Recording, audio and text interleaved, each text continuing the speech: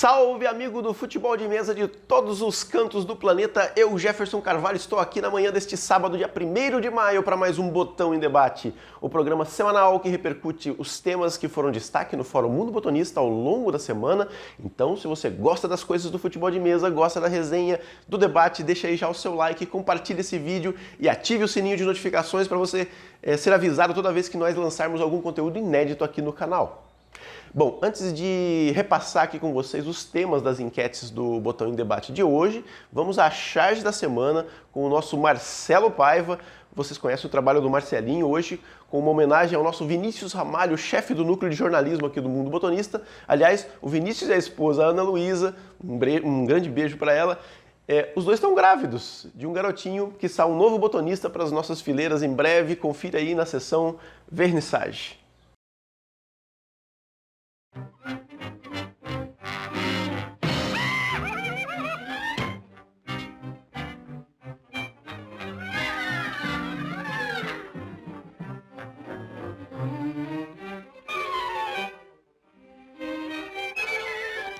Você pode rever essa e todas as outras charges do nosso Marcelinho na seção Vernissage lá no portal Mundo Botonista, não deixe de conferir. Vamos então aos temas que foram objeto de discussão no Fórum Mundo Botonista nessa última semana. Por mais que se tenha treinado, é importante ter alternativas e estar preparado para trocar de time no decorrer de um campeonato? Essa foi nossa enquete de segunda-feira, dia 26 de abril, para 82% dos botonautas que votaram lá, sim. Na quarta-feira, dia 28 de abril, o tema foi: nos seus jogos treinos amistosos, você toma nota dos seus resultados e faz algum controle estatístico dos seus índices de acerto? E ontem, sexta-feira, dia 30 de abril, o que você acha? Jogar alguns amistosos por semana não pode ser considerado treino. Se o que define um atleta em qualquer esporte é a sua disciplina e o seu comprometimento nos treinos, é correto dizer que há muitos jogadores e poucos atletas no nosso esporte? Para 83% dos botonautas que votaram, sim. Bom, pessoal, eu já vou dar início então ao nosso programa, já vou me colocar a postos ali para falar com os nossos internautas. Eu aproveito para agradecer aqui a participação de todos os nossos seguidores nas redes sociais, todo mundo que votou nas enquetes, que deixou mensagens no Instagram, que comentou no fórum, no Twitter, no Facebook do Mundo Botonista. E para você também que curte, compartilha e comenta sempre aqui os nossos vídeos no YouTube. Você sabe, né? Juntos podemos fazer o futebol de mesa cada dia mais forte. Roda a vinheta.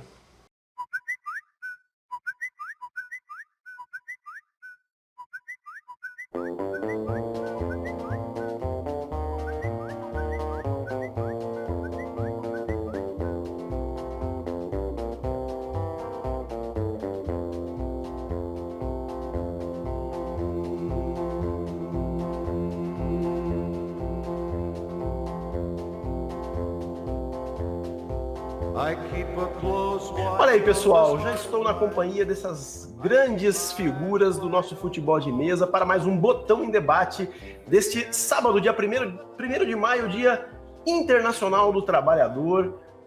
Então, um grande abraço a todos os amigos trabalhadores, guerreiros, nesse nosso feriado de sábado, que cai logo no sábado, Dia do Trabalhador. Eu já vou dar boas-vindas aqui ao meu querido Cláudio Coelho, falando lá direto de Porto Alegre, a linda Porto Alegre. Cláudio, já tá frio aí não, querido?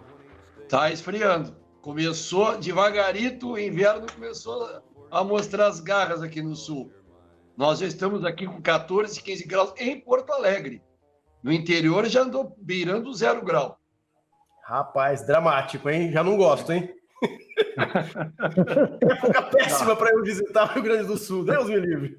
Mas tem quem gosta, tem a Serra Gaúcha, que é uma maravilha, né? Sim, mas no vinhozinho tudo fica mais tranquilo, né? Exatamente.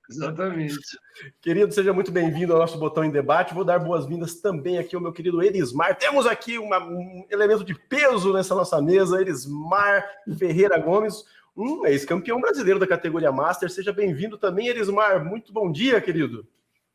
Bom dia, Jefferson, Cláudio, Zé Carlos, amigos do Mundo Botonista. Eu não sou o Roberto Carlos, mas que prazer estar com vocês. Prazer é todo nosso, querido, todo nosso. Você sempre abrilhantando aqui a nossa programação. Já foi homenageado pelo Botossauros, Cláudio, sabia disso? Já viu, cara? É outro nível, merecidamente testemunha viva da história. Exatamente. E por último, mas não menos importante, meu querido Zé Carlos Cavalheiro, lá diretamente da Colômbia. Como está o clima aí na Colômbia, Zé Carlos? 12 graus, como sempre. Uniformemente frio. E você já se adaptou a esse clima porque você é um carioca, não é não? Estou enganado? Deu para perceber pelo meu sotaque, não, né?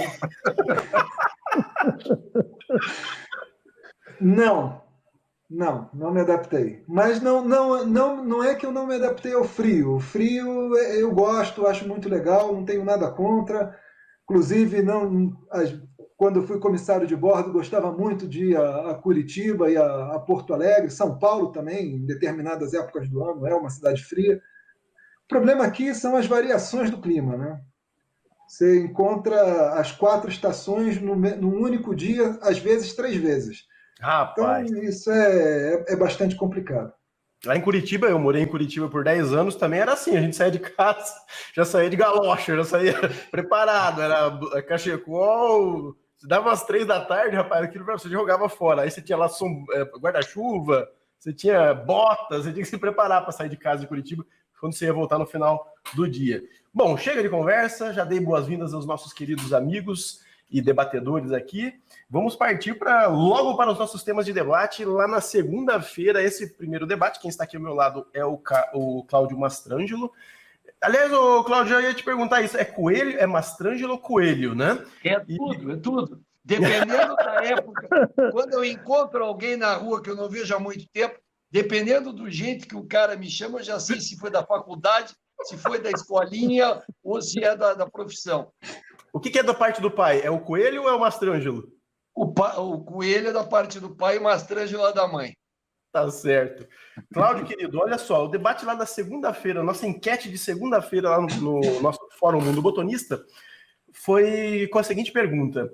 Por mais que se tenha treinado, né, é importante você ter alternativas e estar preparado para trocar de time no decorrer de um campeonato? Olha, 82% dos botonistas que opinaram concordam com isso, acham que sim, é bom estar preparado, por mais que você esteja pronto para um, é bom você estar preparado para outro. E você?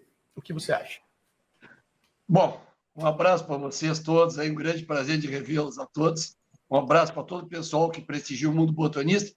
E eu quero aqui de corpo presente, vamos fazer de conta que é de corpo presente, dar os parabéns, eu quero renovar meus cumprimentos, que eu já te disse particularmente.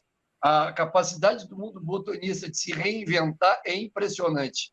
Essa tua sacada de fazer essas discussões, né, e suscitar aí debate no final de um balanço, como nós estamos fazendo, é espetacular. Muito bacana isso aí. E sempre tem assunto momentoso, assunto interessante, e esse é mais um. Bom, sobre esse assunto aí, eu vou te dizer, todo mundo tem aquela vontade de ser treinador, né? Que coisa mais, vamos dizer assim, onde se identifica mais o botonista com o treinador de verdade de futebol, é ele poder mudar o jogo no meio da partida, no intervalo, fazer mudança, alteração. E aí um particular aqui, Elismar, eu acho que a regra poderia, inclusive, se pensar numa alteraçãozinha na regra. Eu não sou favorável a ficar mudando a regra à torta e direito, mas nesse particular não ia mexer na essência do jogo, ia dar um colorido especial. Em vez de só 3 alterações, no mínimo 6 alterações. Que hoje em dia o futebol está com 6 alterações. Vai acabar ficando, porque cada vez o pessoal corre mais, e depois da pandemia, se Deus quiser, vai ficar a história de 6. Tu quer mudar um jogo, mas como é que a gente faz? Ora, tu tá naquela situação que tu tá nervoso, tu não consegue chegar na cara do goleiro que tem o 23, bota 2,21, 3,21 e vai chutar da intermediária, ou inverte. E daqui a pouco eu já fui surpreendido com o 27. No Brasileiro do Rio de Janeiro, eu pedi para o cidadão de Recife e ele me chutou da marca do pênalti com 27. Quando eu me dei conta, a bola já estava lá dentro. Que desagradável essa surpresa, Cláudio do céu. Uma do botãozinho ali, o cara foi lá e me fez o gol. E isso ele botou no segundo tempo, eu não tinha visto. Aí eu vi, né? Então, agora, isso aí é algo que teria que mexer na regra. Eu acho muito bacana. Eu, inclusive, estou tomando minhas providências para ficar com um plantel maior de cada time que eu uso mais, para poder mudar jogo no intervalo. Mas fica limitado, o treinador fica limitado. Mas eu disse que o time... Fala, Jefferson. Cláudio, não, eu não sei como é que isso é nas outras modalidades, mas na 12 toque os times já vêm com 2 botões reservas, geralmente. E tem muitos botonistas agora que têm este hábito que você acabou de descrever aí, que você quer fazer, que costuma ter mais botões. Ednilson mesmo costuma ter mais botões. Vitor tem times com muito mais botões. Isso, mas aí tu tem que usar essa estratégia no início. Tu já tem que mudar. Pô, eu jogo com 23, hoje eu vou de 21. Mas no meio do jogo, só 3 alterações. Na regra gaúcha que eu tenho presente, são apenas 2. Geralmente as regras, pelo menos que eu não me lembro do dadinho, mas o pessoal parece que é meio limitado. Eu acho que poderia dar uma liberada e não mexe na regra. Não mexe. Bom, agora, houve essa história de mudar, aconteceu comigo um episódio interessante. Em 2019, eu estava dando minhas primeiras fichadas aqui com o dadinho, e aconteceu uma Copa do Brasil aqui em Porto Alegre. Eu e toda a gauchada estreando. E eu jogando com um time emprestado. E na minha mão não estava rendendo. Terminou a fase classificatória, eu era um dos últimos colocados, e na última hora, na Bacia das Almas, eu consegui passar para o mata-mata. Mas eu disse, eu vou morrer na primeira. Quando deu aquele intervalo do grupo para o mata-mata, tinha o Jefferson, que vende esses escudinhos aí, ele é de Pelotas. Uhum. Os pins, exatamente, os pins. Eu encontrei o Jefferson e disse, vem cá, tu não tem um time aí? Aí ele me mostrou um Bayern Munique, de Paladon. Disse, puxa vida, eu gostei desse time, passa ele para cá. Fui lá jogar. Paguei na hora, já me dei, tá, fui jogar. Não perdi mais nenhuma. Eu estava na prata, foi onde eu consegui chegar com aquela minha ruindade toda da manhã. Fui à final e ganhei a final com esse time que eu mudei. Na hora me deu um troço ali, eu fui lá, joguei e me dei bem. Então, isso é um exemplo. Tu pode... Você sabia a medida do time, não? É parecido, dadinho não muda muito, mas a questão, o material também era os tinha dadinhos. Diferença. Uhum. O próprio material era diferente. Então, foi amor à primeira vista. Tem até um fator psicológico, talvez, né, Cláudio? Você se livrou daquilo que não estava dando certo, né? De tudo um pouco. O psicológico, o rabológico, deu tudo certinho. Então foi essa. Então, depois dessa minha experiência, e aliado com um pouco de racionalidade, onde tu tem como mexer, essa é aquela situação que eu coloquei, fazer alteração no intervalo do jogo. Para que só 2, só 3? Pode mudar o ataque inteiro. Vem com 24, 25, para chegar lá na cara do goleiro, ou só com 21, 19. Mas é isso. Isso aí eu coloco ali para o Elismar, que eu sei que ele é um dos gurus aí das regras, para pensar no futuro, quem sabe aumentar. Cláudio, querido, agradeço demais a sua participação aqui e essa história, adorei a história, muito boa. Quem nunca, né? Quem nunca? Já que você citou o querido Elismar, eu já vou trocar você de lugar com ele aqui, porque nós vamos partir para o nosso segundo tema de debate. Na quarta-feira, dia 28 de abril, Elismar, presta atenção, olha a pergunta. Não é nenhuma pergunta do você acha, tá? Essa é uma pergunta mais sobre a sua experiência. Nos seus jogos, nos seus jogos treino, né, e amistosos, você toma nota dos seus resultados? Ou faz algum tipo de controle estatístico dos seus índices de acerto? Particularmente, você faz esse controle ou já fez em algum momento? Que experiência você tem com isso? Elismar, por gentileza, querido. Jefferson, eu não faço. Não faço e eu tenho um motivo porque eu não faço, né? Todo botonista tem um pouco de louco, né? Então, cada louco com a sua mania, como as nossas vozes nos diziam, né? Então, assim, eu não faço porque é o seguinte, eu acho que você acaba ficando meio bitolado quando você vai jogar um jogo competitivo. Então, vamos supor, eu tenho um jogo competitivo no sábado e eu treinei bastante na sexta-feira, né, o que eu geralmente faço, treino um dia antes, né? E aí eu estou vendo lá, eu anoto tudo, aí eu vejo que o meu chute está em determinado lugar, ele está mais eficiente, né? Só que as circunstâncias de um jogo competitivo, principalmente em alto nível, elas mudam completamente, né? E se eu ficar na minha cabeça que eu tenho que chutar daquele jeito, naquele lugar, porque é lá que eu tenho maior rendimento, que foi no treino, talvez eu não tenha a mesma eficiência de ser um pouco mais versátil e ler a partida naquele momento. Porque no momento em que eu... Pois não. Já quero te interromper, se você me permite. Desculpa, eu nunca faço isso antes de dar aqui uns 3 minutos de argumentação. Mas assim, será que isso não te roubaria... Não só essa coisa do...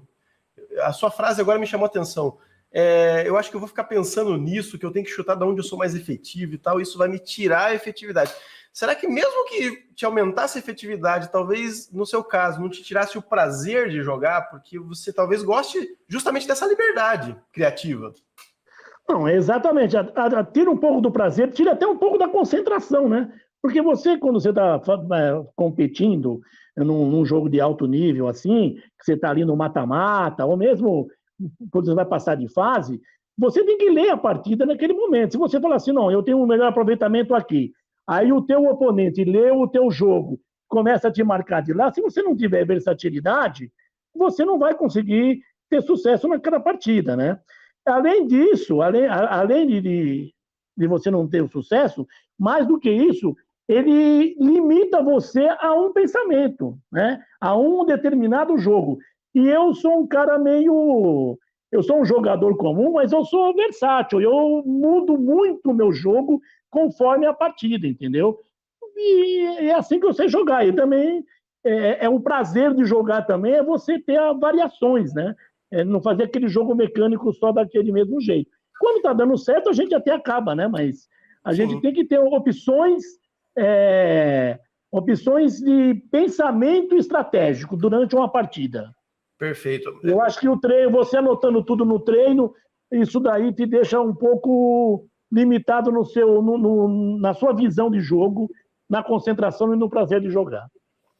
É muito interessante, é muito mais interessante do que eu pensava essa discussão, Elismar, na verdade, porque se nós olharmos para as partidas que a gente acaba transmitindo pelo canal Mundo Botonista, que geralmente são assim partidas mais decisivas, partidas dos atletas de ponta ali, entre os 16 melhores, entre os 8 melhores, que são aquelas que ganham mais atenção.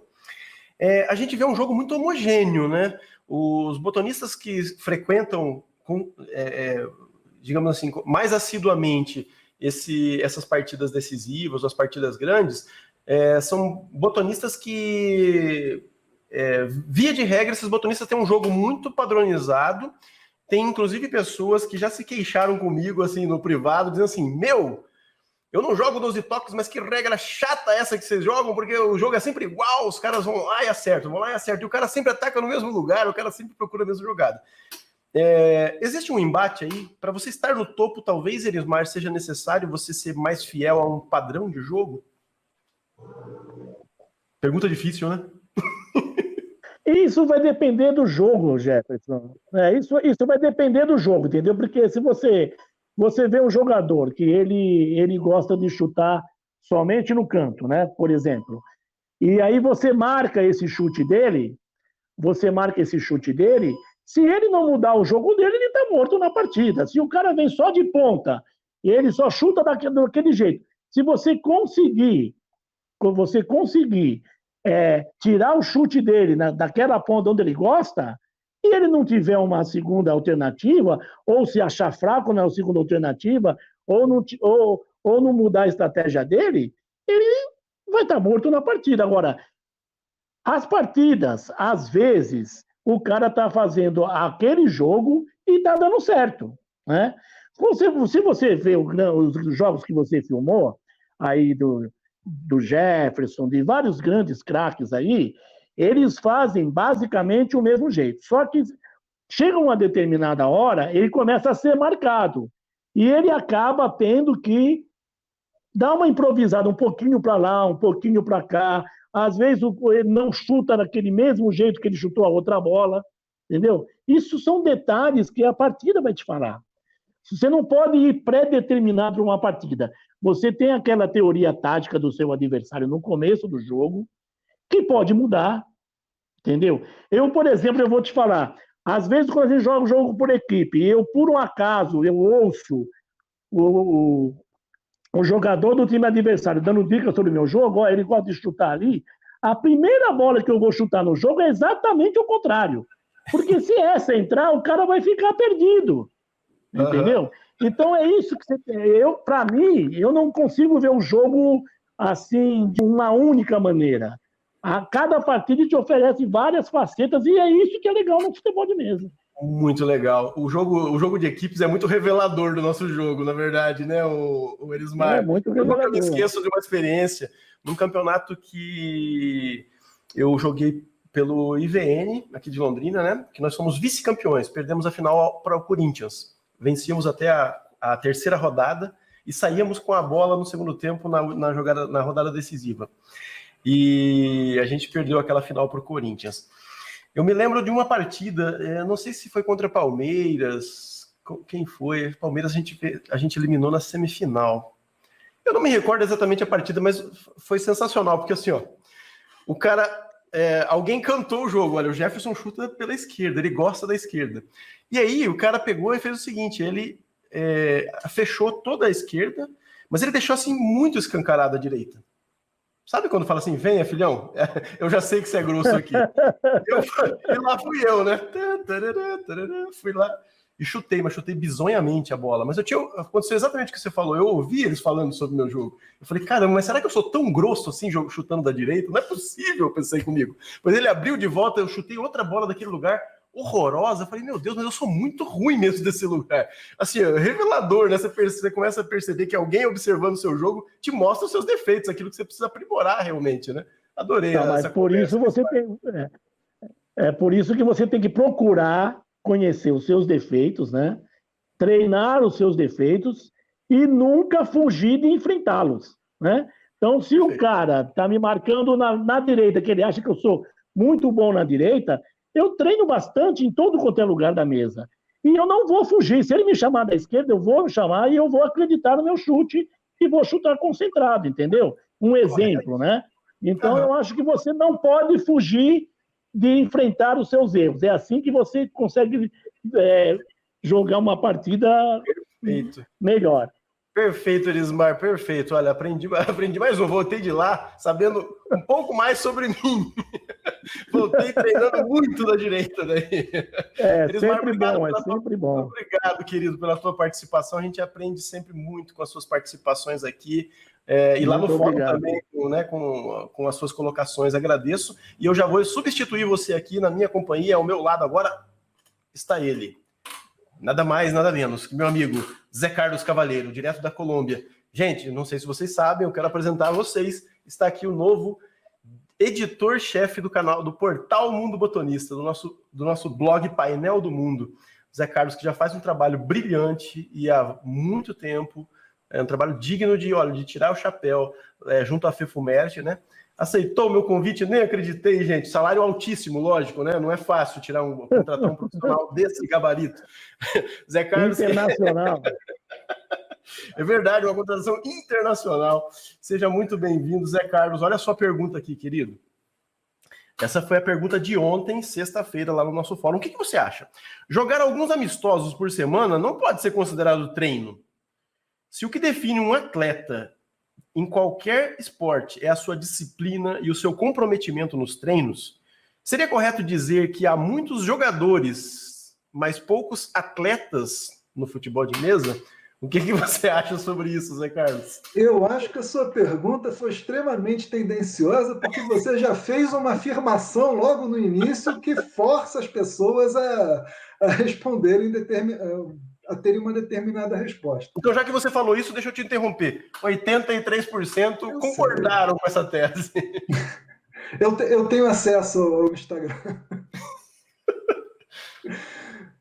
Eu fui voto vencido, né? Eu estou nos 17% que acham que não. Eu acho que nós temos muitos atletas, sim. Agora, o que acontece? Você é atleta dentro da sua capacidade de dedicação, entendeu? Você não... Por exemplo, vou dar um exemplo pessoal. Eu até 2 anos e meio atrás, antes de ter um desgaste na cartilagem do joelho direito, eu corria. Fazia 10 quilômetros quase sempre, que eu saía de casa para correr, eram 10 quilômetros. Cheguei a completar uma prova de 15, num tempo muito bom para uma pessoa da minha idade. Mas eu me considerava atleta? Me considerava. Considerava sim. Por quê? Estava dentro do que eu podia me dedicar. Né? Então você vê gente que, por exemplo, tem uma mesa em casa. O sujeito treina sozinho, o sujeito tem essa mesa curta, né, para chute a gol. Ele tá se dedicando dentro do que ele pode se dedicar. O cara não tem uma mesa, ele vai para jogar no meio da semana com os amigos dele. Ele está se dedicando, ele está dando o que ele pode dar. Né? Agora, há uma diferença entre o que se dedica dentro do que pode e o atleta de alta performance. Né? Esse é outro papo completamente diferente. Zé, eu tenho uma coisa que me incomoda, se você me permite, já vou começar a dar pitacos aqui na sua... Até porque eu já vi que você pensa diferente de mim nessa questão, e tudo bem, não tem problema nenhum, eu vi que muitos, inclusive, pensam diferente quanto a isso. Mas me incomoda um pouco essa coisa assim, olha, eu me acostumei desde pequeno a chamar botonista de atleta. O botonista federado, eu o chamo de atleta. Ele é um atleta do futebol de mesa, porque ele é um esportista do futebol de mesa. Então, eu chamo de atleta. É o linguajar que eu utilizo. E aí começa a me incomodar um pouco essa coisa do atleta que não pratica, que não tem essa disciplina de atleta. Isso, para ser franco, me incomoda um pouco.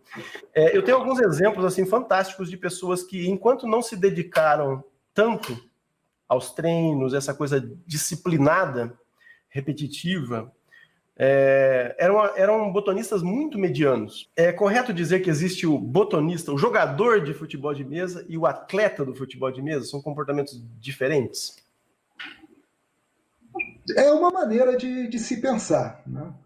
Eu costumo separar os atletas em relação ao treinamento em três, né? Em relação a tudo. Né? O cara que é de alta performance, que treina todos os dias, né? Sempre que pode.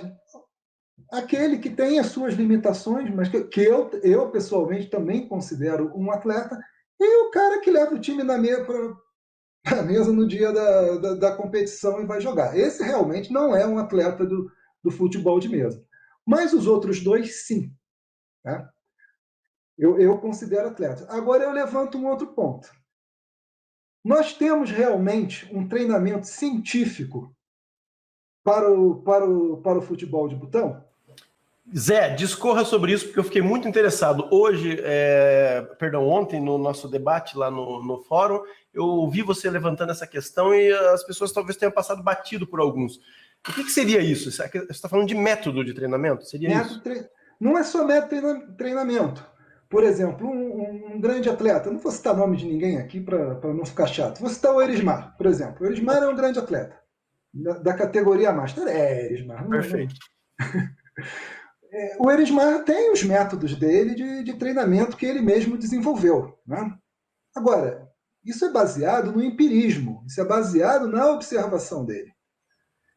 Existe algum profissional que deu apoio para ele no desenvolvimento desses métodos? Eu vou copiar o Erismar? Eu vou copiar. O Erismar é o grande campeão, vou copiá-lo. Mas o meu corpo é diferente do Erismar. Minha capacidade de concentração é diferente do Erismar. Minha envergadura de braço é diferente. Né? Então você tem que ter alguém que te oriente em relação à tua postura de chutar. Né? Te oriente em relação ao número de repetições que você tem que dar em um chute. Eu vou dar 200 chutes da ponta, 300 do centro. Não é assim. Não é assim que funciona. Né? O Zé, olha, você é impressionante, porque entre os brainstormings que nós fazemos lá nos bastidores do fórum, né, atrás de temas, sempre garimpando temas que possam ser interessantes para os botonistas discutirem, um deles que surgiu um tempo atrás é o seguinte: botonista deveria ter treinador. Eu achei tão absurdo que eu descartei logo de cara. Eu achei muito absurdo aqui. Eu acho que sim. Acho que botonista não precisaria ter treinador. Aí eu fiquei pensando em outros esportes individuais que precisam sim de treinador. Eu pensei no tênis de mesa, que eu já treinei, que tinha um treinador que me corrigia, assim, metículos da minha, né, sabe, coisas muito detalhadas de movimento e tal. Eu falei, caramba, o futebol de mesa precisa ter... Olha, o Cláudio acabou de pedir uma parte pra gente, vamos ouvir o que ele tem a dizer. Fala, Cláudio, querido. Só uma lembrança, nós temos um ilustre paranaense, um campeoníssimo, que lançou um método que eu achei muito interessante, né? Fui um dos que comprei as aulas dele, que é o Robertinho, né? E nessa linha que o Zé Carlos está falando, até nem sei se o Zé Carlos tem conhecimento, porque né, na distância da Colômbia, mas eu acho é um exemplo de coach, mas nós temos muito poucos, né? E foi um sucesso, só completando o que você falou, foi um sucesso. O curso vendeu muito bem, né? Muitas pessoas no meio do futebol de mesa se interessaram em aprender método, né? Em aprender como melhorar, de repente, o seu desempenho, etc. Complete, Zé Carlos, desculpa. Eu vou dar um exemplo também. Uma vez eu estava conversando, quando eu trabalhei na Embaixada do Brasil aqui em Bogotá, havia o assistente do adido do Exército. E esse cara tinha sido um instrutor do Batalhão de Infantaria da Selva, lá em Manaus. E ele me contou que existe uma técnica para tiro. Né? Você tem que respirar um pouco antes do tiro e você tem que apertar o gatilho em um determinado momento, porque nesse momento é que o teu cérebro está mais oxigenado. Sensacional. Olha que interessante. E segundo eu escutei aí, não sei se foi no fórum ou se foi no nosso grupo de administradores, alguém falou que exatamente esse campeoníssimo paranaense, pode dizer o nome, não? Claro que pode, ele inclusive foi um dos apoiadores do nosso canal aqui. Que o Robertinho ele fala sobre a respiração no futebol de mesa, né? Creio que notadamente na hora de chute, né? Respiração para controlar também os batimentos cardíacos, o seu nervosismo. Então, eu acho que não existe no nosso meio, né, uma orientação técnica de treinamento que seja científica. Muito legal mesmo essa questão que você levantou, Zé. Eu tenho a impressão que, inclusive, isso acabará sendo alvo de debate no nosso fórum mais para frente, porque vai dar pano para manga. É um assunto realmente muito interessante. E as pessoas que agora, nesse período de pandemia, tiveram mais tempo de olhar para si, de olhar para sua casa, de dar uma melhorada, sei lá, em tudo um pouco ao redor, né? Aquilo que lhe dá prazer e tentar melhorar isso. Nunca se comprou tanto time de botão, nunca se falou tanto em futebol de mesa. Eu vou encerrar, por conta do nosso tempo, apenas essa nossa conversa deliciosa aqui, agradecendo a presença novamente de vocês três. Você, Zé, muito obrigado pela sua participação, pelo seu brilhantismo. Bem-vindo ao Mundo Botonista, muito trabalho para fazer lá. Obrigado você também, Cláudio, querido, que prazer falar com você sempre, realmente preciso ir a Porto Alegre, conhecer o clube, como é que é o negócio? Grêmio Náutico União. Tenho muita curiosidade de conhecer. A camisa que você está vestindo, qual é do Náutico União, cara? Essa camisa aí do que é? Me mostra. Do Ibis. Do Ibis de Pernambuco. Mostra o escudo, eu quero ver o escudo. Não é possível, olha lá. Coisa linda. Pior time do mundo, com muito orgulho, né? The worst team in the world. Excellent. Elismar, meu querido, obrigado novamente também por sua participação aqui, querido. Sempre. Eu que agradeço, um abraço aí. Valeu. Eu que agradeço, um abraço a todos os amigos. Valeu. Um excelente final de semana para todos vocês, um bom resto de sábado e eu espero vocês aqui para mais um Botão em Debate no próximo sábado. Um grande abraço a todos. Abração. Hey, Sergeant Barrow, I'll break the spell of aging. Celebrity skin, is this your chin or is that war you're waging? Firstborn unicorn, hardcore softcore. Dream of Californication, dream of Californication, dream of Californication, dream of Californication.